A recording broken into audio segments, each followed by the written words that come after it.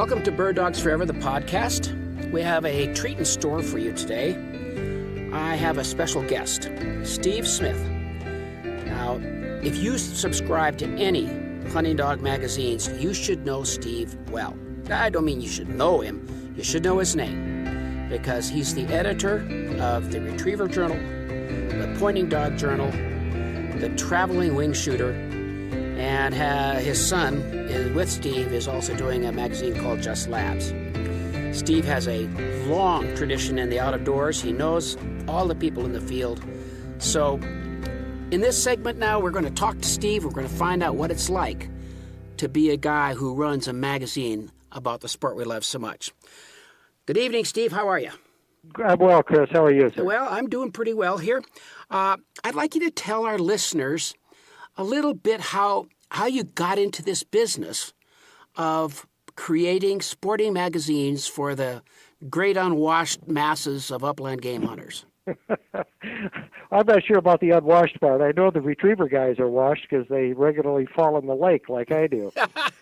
I guess I was a school teacher for a number of years, and I got into the magazine business as the founding editor of Gun Dog magazine. I found out that editing magazines was a lot like teaching school. You gave assignments, corrected the papers, and instead of a grade, I sent the guys a check. We started Gun Dog magazine with the late Dave Meisner, my good friend, right, who passed away about 7 years ago. Started Wildfowl magazine, and then Wing and Shot magazine. Tell me when you did this. How long ago did you do that? That was back in the mid-'80s, early '80s, mid-'80s. Okay. Gun Dog was in 1981. I think Wildfowl was about 1984. Wing and Shot was the next year. Then in '87, I started Shooting Sportsman. I like the initials on that yes, one, yes, by the way. I know. Steve Smith, Shooting Sportsman. Then we started Game and Gun, Mm-hmm. Pointing Dog Journal, Retriever Journal, Traveling Wingshooter, and then the Just Labs magazine that you mentioned, which is a pet-oriented magazine for Labrador Retriever owners, one that you've contributed to, Right, Chris. right. And thank you for your contribution. Well, thank you for the check. Started Country Sport Press book publishing house, too, and then a couple of state-oriented magazines. And right now I'm working as the publications director for Village Press in Traverse City, Michigan, which is the tip of the little finger of Lower Michigan. And we've got 46 magazines that we watch over. Wow. And a couple of book publishing houses. So it kind of keeps you busy. Tell me about this. I mean, you've started a whole bunch of magazines. Why? Like most of what I've done in my life, it seemed like a good idea at the time, I guess. We like to look for niches. The company I'm with in our past is kind of been one of those things where there's an old expression about if you want to make a small fortune in the magazine business, you start out with a big fortune and no experience. And you'll learn something every time out. Yeah. Right now I'm working on a new concept that I haven't seen done before. It's going to be a hardcover 4-time-a-year book series, coffee table book, oblong book, the kind I'm talking about. Lavishly illustrated of the best wing shooting destinations in the world. We've already been to several places in South America, had one team off to South Africa. We've done some in South Dakota. They're not all south, by the way. Yeah. We've been to Texas and Georgia. We're going to go to Hudson Bay. Now, I got to ask about the question we. Are you part of that we on every one of these trips? Yeah, I am.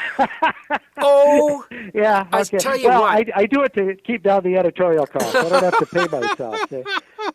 Do you realize how many of our viewers right now, our listeners, are saying, "Oh my God, I'll do anything to work with this guy"?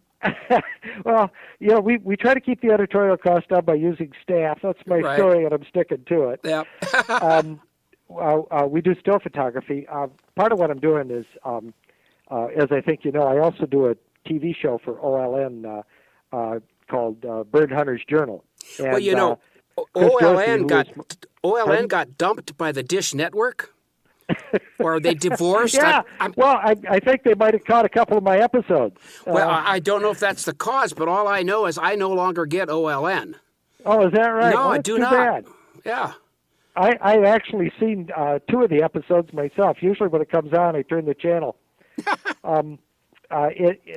We've kind of combined some of the things that we do on television with some of the book chapters, and we're going to be releasing probably a companion DVD to go with each one of the books, showing some of the action. You know, on television, as you know, Chris, from doing it, the viewers really like to see the action, and the book chapters will focus on the overall experience, what the lodge is like, you know, what there is to do for the non-shooting guest, or what there is to do during the time when you're not hunting.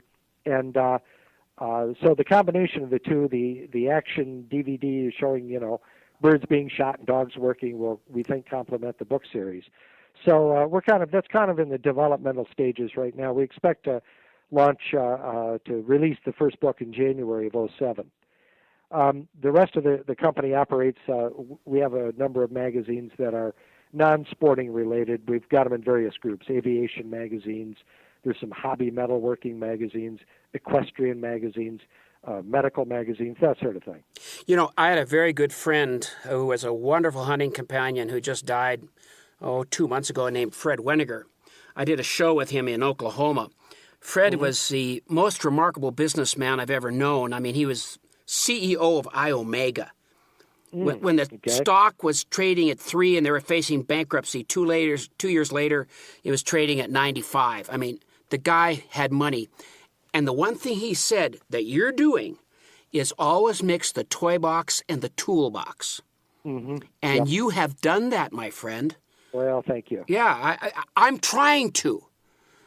You know, hey, you'll get it. You know, you're doing great, Chris. Gosh, I loved your show. I used to watch it all the time, and I used to watch you and Des Young. Of course, I kind of considered you guys contemporaries, and I very much enjoyed both your shows, and was and am fortunate enough to call both of you friends. And so this podcasting business, I think, is the wave of the future, especially if you can do it, you know, combined with video as well as audio. Right, and that's where we're going with this. And I just know that a lot of folks out there who, like this right now, you write your editorial and you've got a limited numbers of words to say one concise thing in a magazine. But here, people get to know you, and that's a lot of fun. That may not necessarily be a good thing, but well, keep the medication up, and I'm sure you'll be fine. Okay, tell me about why you wound up starting Gundog or starting Shooting Sportsman, and then you left them. What happened? It just moved on to something else. I had business partners. A couple of them were sold, and but to bigger conglomerates. There's a lot of big magazine companies that have never launched a magazine in their entire operation, or the history of their operation. They simply acquire them. Right. And magazines as a property, if you can combine them together, are pretty valuable. Right. And so we moved them on. One of them, Game and Gun, which sadly is we sold that one, and it was closed down shortly afterwards. And I always felt bad about that because I thought it was a good magazine. But we sold that one in order to purchase shooting, or to purchase the Pointing Dog Journal, which I had helped start. And then we launched the Retriever Journal as a sister publication to that. That would have been about 1993, and then again, and we started Retriever Journal in 95, I think. And so we've kept them going for a long time. Most of the magazines, when we started Just Labs, for example, the year that we started that, there were 980 magazines started that year. That'd be 2001. At the end of that year, there were, I think, 66 of those magazines still going. Boy. Just Labs was named one of the top 30 launches in the year by a fellow by the name of Samir Husni, who teaches journalism at Ole Miss, who's known as Mr. Magazine. And he picks out the magazines he thinks have the best chance of survival and that will do their job in the market they're intended for. And we were selected as one of those. We won the prize with that magazine as the best magazine by the Dog Writers Association of America Retriever Journal and Pointing Dog Journal won those same awards in their year of launch. Right. So we're pretty proud of that. But the main thing we're proud of is that they make money, and you can keep them going. Like any business, if you can, the economies of scale. For example, when we launched Just Labs, because of the facility that we have, which is at Village Press, everything under one roof, everything from the editorial offices. You bring a tree in for one side of the building, and then the magazine comes out the other? That's right, exactly right. Okay. We say it comes in as a roll of paper in the back door and goes out in a plastic bag out the front door to the post office. Everything's in one spot, printing presses and everything. Right. We started Just Labs and launched it and took in 25,000 subscribers, and we didn't hire anybody. We were able to do it with existing staff. And, with Labradors being such a common dog, you had a audience out there that just was eager for the magazine. Yeah, we did. Well, yeah, we're fortunate because we had a history of it. There was a book that I did called Just Labs by the same name. I've we knew then that based on the sales of that book that the audience was there. In addition, as you know, I'm sure the Lab has been the number one rated registered dog by the AKC for probably something like 15 years now, and shows no signs of going anywhere close to second place. It's 2 or 3 times as much as the second place dog, which is the Golden Retriever. Right. It's good news and bad news for the Lab. Good news, sure, people like it and they're wonderful dogs. Bad news, as you and I both know, is there's a whole lot of Labs being bred that shouldn't. Exactly. Yeah. There's a lot of backyard breeders, and whenever a breed becomes popular, there's a lot of breedings that take place that shouldn't take place, and a lot of puppies that are sold that shouldn't be sold, and they've got problems or physical problems or temperament problems, muscle structure problems, hip problems, all of those things that in a perfect world only the best specimens would breed. But right. If that were the case, I wouldn't be here. Well, that's what the Drothar people say, and I think there's something to it. We'll discuss dogs in a future show with you, Steve. I want to go back to your magazines now. What's your greatest pleasure in publishing magazines like this? What really whets your juices?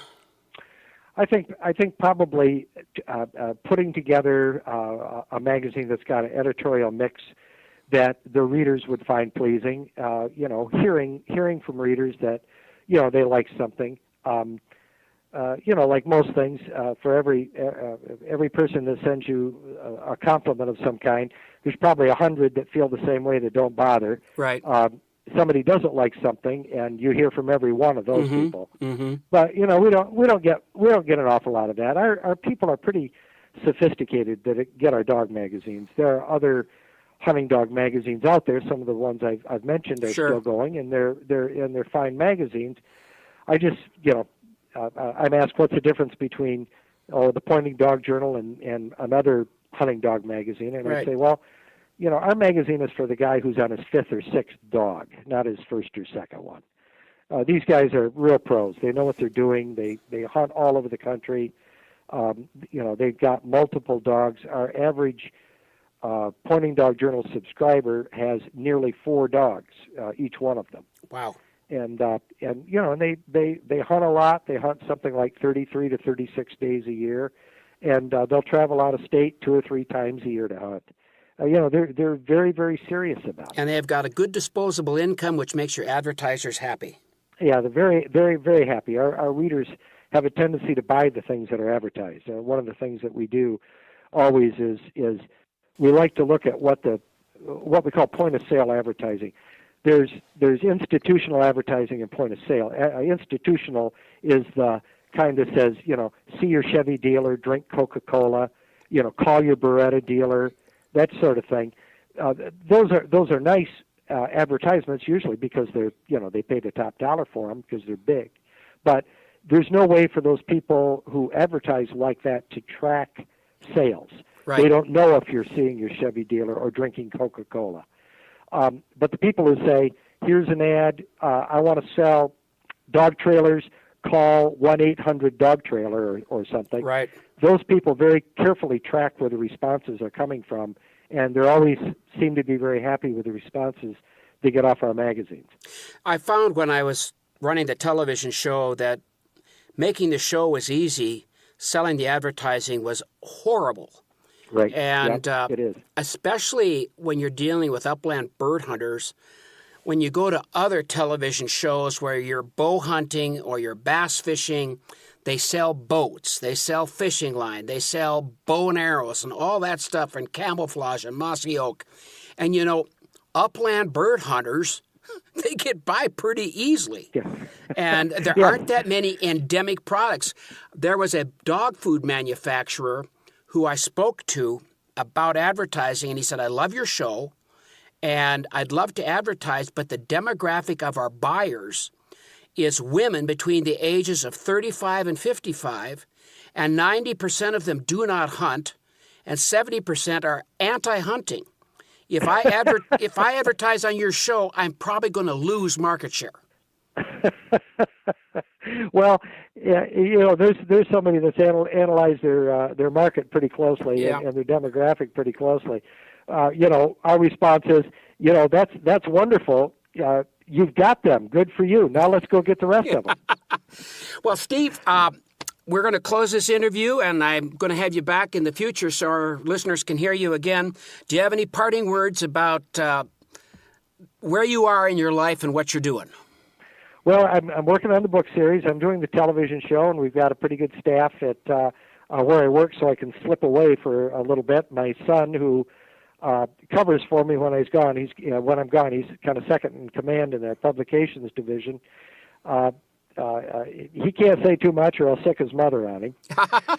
and so right now, you know, it seems to be going pretty well. We're looking into all kinds of the futuristic type of things on the internet, and maybe even doing some podcasting ourselves. Right. I'll let you kind of pioneer that, Chris. Well, I'm going to pioneer it, and then we'll see what happens later. But right now, I want to recommend to our listeners, if they haven't subscribed to your magazines, they're really good. I tell you, you come out with such. I don't know how you can repeat so many articles about dogs and still have them feel fresh. And I think you got some. If you think about it, the guy that invented the alphabet wrote everything. So we don't repeat ourselves near as often as he does. Right. Well, thanks a lot, Steve. I really enjoyed talking to you. I know our listeners have enjoyed it, and we'll get together again another time. Thanks, Chris. Good to be with you. Bye-bye. Bye-bye. Well, folks, that's our introductory show with Steve Smith. We're going to get some other shows with him down the line. We're going to talk to him about dogs, and then we're going to talk to him about shotguns, too. So for now, this is Chris Hagaseth, Bird Dogs Forever, the podcast. Really encourage you to drop by our website. I encourage you even more greatly to consider buying our DVD set. Have a wonderful time, and I'll check with you next week. So long.